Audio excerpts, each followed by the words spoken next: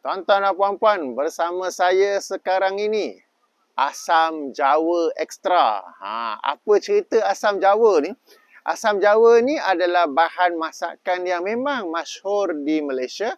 Hampir semua orang ada guna ya untuk masakan yang sesuai dengannya. Baik, saya nak buat satu analogi, satu permisalan dengan asam Jawa ni. Asam Jawa ni bahasa Inggeris sebut sebagai tamarind.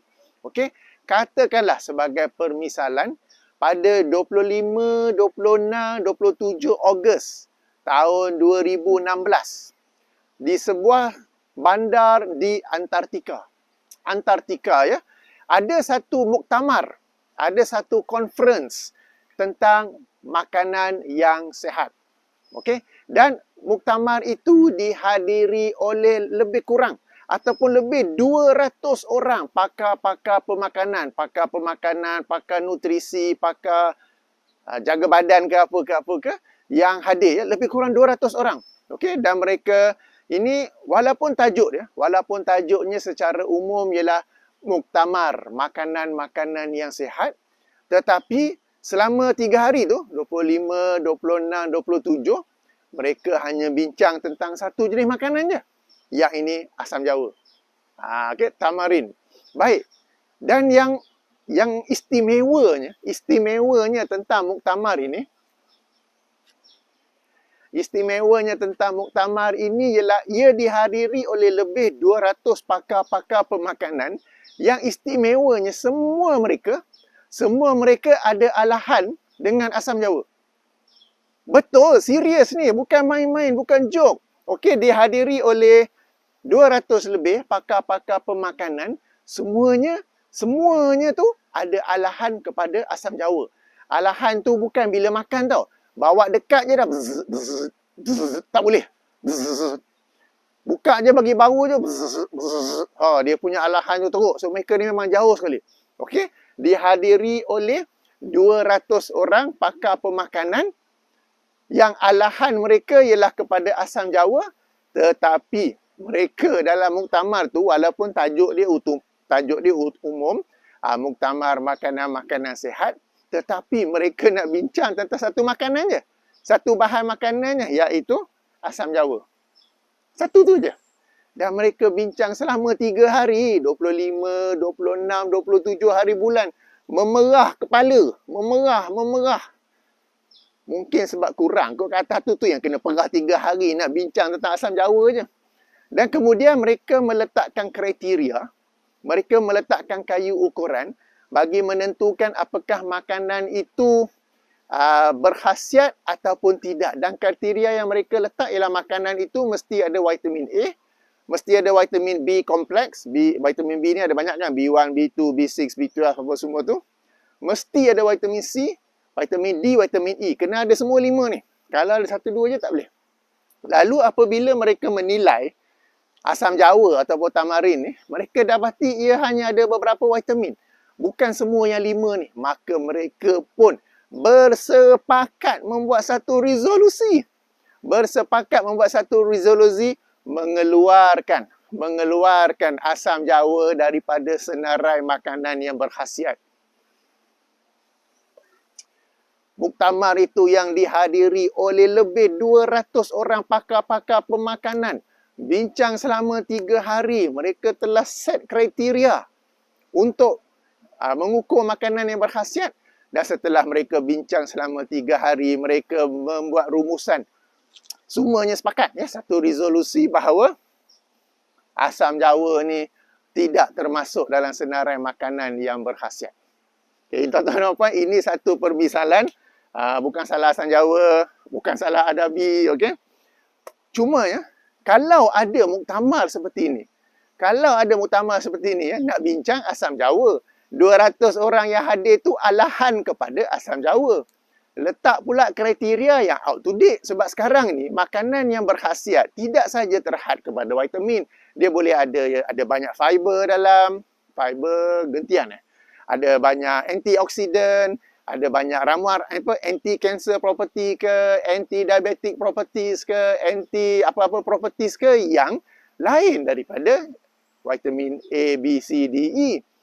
Jadi tak terhad pada tu je. Jadi tuan-tuan dan puan-puan, Kalau tuan-tuan puan-puan dengar adanya muktamar seperti ini, dan mereka mengeluarkan asam jawa daripada senarai makanan yang berkhasiat, tuan-tuan puan-puan nak mengiktiraf tak muktamar seperti itu? Itu yang pertama. Yang kedua, apakah tuan-tuan dan puan-puan di Malaysia ni akan berhenti menggunakan asam jawa dalam masakan? Ataupun muktamar tu tak payah layan lah, kita terus masak. Kita tahu ada khasiat-khasiatnya dan bila masak lebih sedap. Kan? Ya. Jadi ini sebagai permisalan ya. Saya nak bawa mana permisalan ni? Okey, permisalan ni ialah saya nak kaitkan dengan satu muktamar. Satu muktamar para ulama ahli sunnah wal jamaah yang berlaku di Groni, Chechnya pada 25, 26, 27 Ogos 2016. Groni, Chechnya tahu kat mana ke? Okey. Di Iran tu, utara sedikit. Kalau flight pergi London tu, tak lalu atas tapi adalah tepinya tu. Okey. Jadi ada satu muktamar yang dibuat pada 25, 26, 27 dan nak bincang tentang ahli sunnah wal jamaah.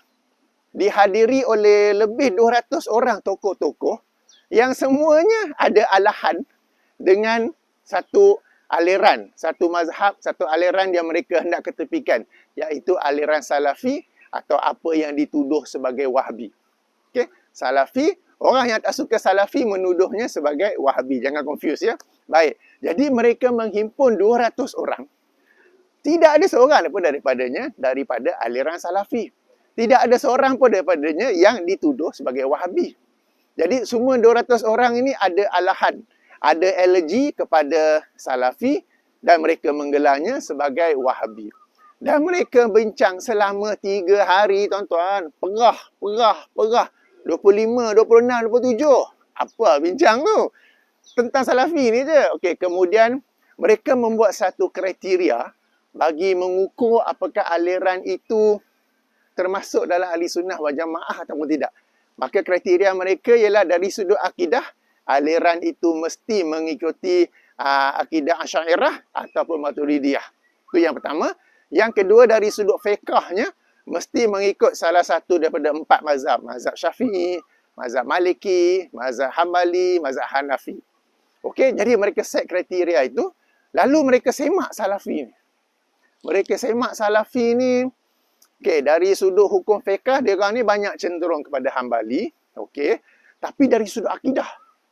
Dari sudut akidah, mereka ini tak ikut Asy'ariyah, tak ikut Maturidiyah. Mereka ikut yang sebelum tu.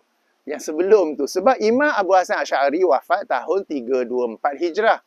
Imam Abu Mansur Al-Maturidi wafat tahun 333 Hijrah. Kalau nak dikatakan akidah ni ikut mereka dua, tokoh dua ni, habis yang umat Islam sebelum tu tak ada akidah ke? Umat Islam sebelum tu yang termasuk Imam Asy-Syafi'i yang wafat tahun 204 Hijrah. Imam Abu Hanifah yang wafat tahun 150 Hijrah. Imam Malik yang wafat tahun 179 Hijrah. Imam Ahmad bin Hanbal yang wafat tahun 240 Hijrah. Dia orang tak ada akidah ke? Ataupun dia orang ada akidah tapi berterabur lain macam, lintang pukang lain macam, sampai macam-macam tak ada lah. Tu tak boleh nak ikut. Jadi Salafi ni mereka mengikuti akidah generasi Salafus Soleh 300 tahun yang pertama yang terdiri daripada Rasulullah SAW, para sahabat, tabi'in, tabi'in.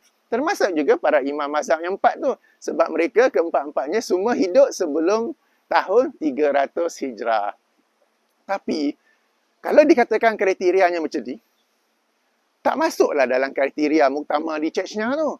Sebab muktamar tu kata, kalau nak ikut ahli sunnah wal jamaah, mesti ikut sama ada Asy'ariyah atau Maturidiyah.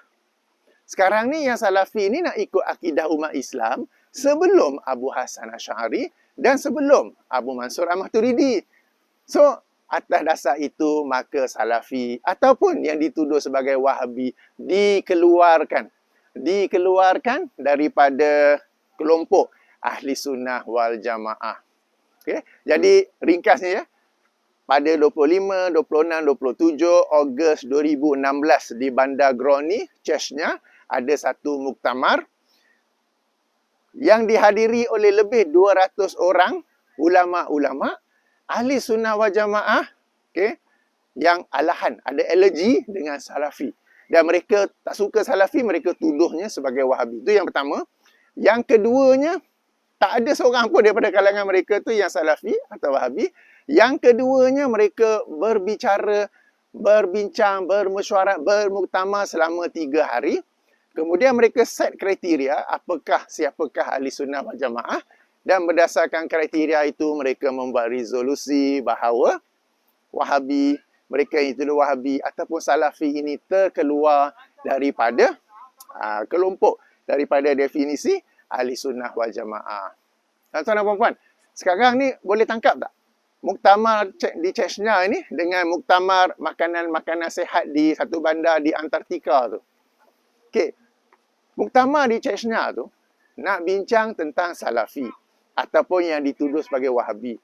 Seorang pun sarjana ataupun ulama daripada kalangan Salafi tak dijemput untuk dibincang, dimuzakarah. Seorang pun tak ada. Itu yang pertamanya. Yang kedua, set kriteria pula yang memang daripada awal Salafi tak payah muktamar pun. Daripada awal lagi Salafi tak lulus dalam definisi ataupun kriteria tersebut sebab Salafi tidak mengikuti akidah Asy'ariyah ataupun Maturidiyah, sebaliknya mereka mengikuti akidah generasi salafus soleh. Maka daripada awal lagi tak payah buat muktamar pun sebab definisi bahawa ahli sunnah wal jamaah itu ialah berakidah Asy'ariyah dan Maturidiyah. Tak payah muktamar pun orang dah sebut-sebut. Jadi muktamar tu nak buat apa sebenarnya? 3 hari bincang. 3 hari bincang tentang Asam Jawa. 3 hari bincang tentang Salafi ataupun yang dituduh sebagai Wahabi. Jadi sekarang ini muktamar itu ada nilai tak? Ada pengiktirafan tak? How can you reject a group of Muslims when you do not even invite them and talk to them? Itu pertama. Number 2, you set a criteria that before you have that conference, you already know they did not meet that criteria. So what is the point? Okay? Jadi you nak buat satu muktamar, kononnya, tapi orang yang you nak bincang dalam muktamar tu tak dijemput sama, tak dengar cerita mereka, tak mendengar the other half of the story. Di manakah keadilan di situ? Itu yang pertama. Ya, nampak sangat ya, ulama-ulama tu 200 tu tertutup. Ada Great Wall of China. Mereka tak nak lihat benda lain. Tak nak bincang. Okay, itu yang pertama. Yang kedua, kriteria mereka set tu dipersilakanlah. Tetapi Salafi, macam saya, Alhamdulillah, kami memang nak ikut akidah ahli sunnah wal jamaah generasi salafus soleh, di mana pada ketika itu ahli sunnah wal jamaah dikenali sebagai ahli sunnah wal jamaah sahaja. Dia tak ada sambungan Asy'ariyah wa Maturidiyah selepas itu, ya, tidak ada. So sekarang ni, kalau tuan-tuan dan puan-puan berfikir dengan akal yang jernih, dengan hati yang bersih, boleh diiktiraf ke muktamar tersebut? Tak ada apa yang nak iktirafkan. Kemudiannya, ya, yang kedua, apabila ada pula ustaz-ustaz selebriti di Malaysia yang mewar-warkan muktamar tersebut dan menggunakannya sebagai hujah bagi mengeluarkan golongan yang mereka tak suka, yang mereka sebut sebagai Wahabi tu daripada ahli sunnah wal jamaah. Punyalah, dia orang punya level tu, level intelek tu samalah macam kalau ada orang Malaysia yang tolak Asam Jawa semata-mata kerana adanya muktamar makanan sihat yang dihadiri oleh 200 pakar pemakanan yang alahan dengan Asam Jawa. Okey, dia lebih kurang macam tu. Dan kemudiannya set kriteria mesti ada semua vitamin.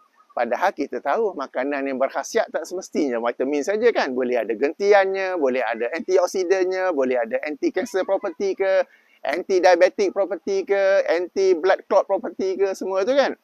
Jadi samalah juga dengan mereka yang mewar-warkan Wahabi ni telah di-reject dalam muktamar para ulama ahli sunnah di Chechnya. Ulama tu semua 200, alahan.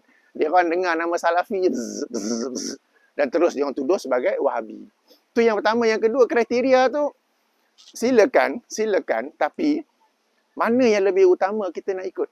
Kita nak ikut generasi awal umat Islam yang disebut oleh Rasulullah SAW sebagai sebaik-baik umatku adalah pada kurunku. Kemudian yang mengikutinya. Itu yang terbaik. Maka kita ikut yang terbaik. Jadi, video ini adalah penjelasan saya kepada sahabat-sahabat yang bertanya kepada saya tentang apa pandangan saya tentang muktamar Chechnya. Jadi ringkasnya saya jawab, muktamar Cik Nahju tidak ada nilainya bagi saya, tidak ada nilainya bagi kami Salafi. Itu yang pertama. Yang kedua, sesiapa yang berhujah dengannya, tak baik nak sebut kan. So, tak payah layanlah siapa yang berhujah dengan dia, bahasa yang lebih sederhana. Baik. Nanti kejap lagi nak makan tengah hari, boleh masak Okey, pakai asam Jawa tak salah, ini sebagai permisalan sahaja. Baik, sehingga sini saja dahulu. Subhanakallahumma wa bihamdika asyhadu an la ilaha illa anta astaghfiruka wa atubu ilaika. Assalamualaikum warahmatullahi wabarakatuh.